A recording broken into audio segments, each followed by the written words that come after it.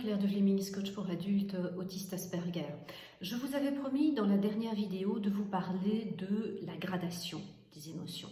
Et en effet, c'est un sujet qui me paraît important parce que pour beaucoup de personnes autistes, le vocabulaire pour décrire finement une émotion va manquer. Ce vocabulaire n'est pas là.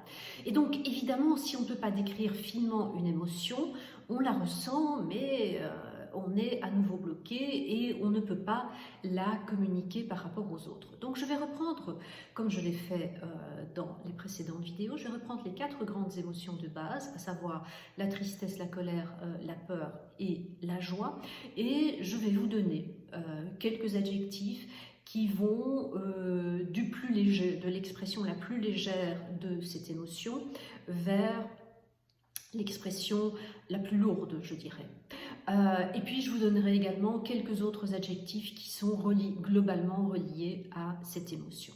Donc allons-y, et je commence aujourd'hui par la tristesse et la colère. Donc la tristesse en premier lieu. Quand on est triste, on peut être chagriné. On est juste un petit peu triste, il y a quelque chose qui ne va pas bien. On peut être déçu, on peut être démoralisé, c'est déjà un peu plus fort. Déprimé, là on arrive déjà dans quelque chose de nettement plus solide, je dirais. Malheureux, seul, anéanti, désespéré et vide.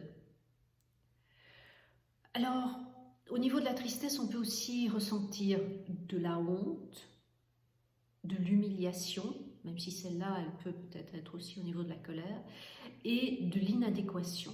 Donc, honteux, humilié, inadéquat. Donc, la deuxième émotion, c'est celle de la colère. Donc, quand on est en colère, quand on est un tout petit peu en colère, on est agacé, on est irrité, puis on peut devenir contrarié, fâché, là on devient vraiment en colère, exaspéré, furieux, hostile, donc là la colère elle est vraiment très très forte, hystérique ou trahi.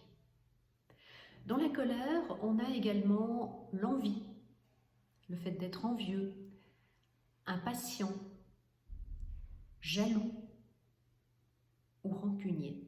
Voilà, ceci termine cette vidéo pour aujourd'hui. Comme je vous l'ai dit, dans la prochaine vidéo, j'aborde la peur et la joie à nouveau. Je vous souhaite une belle journée, une belle soirée et puis je vous dis à très bientôt.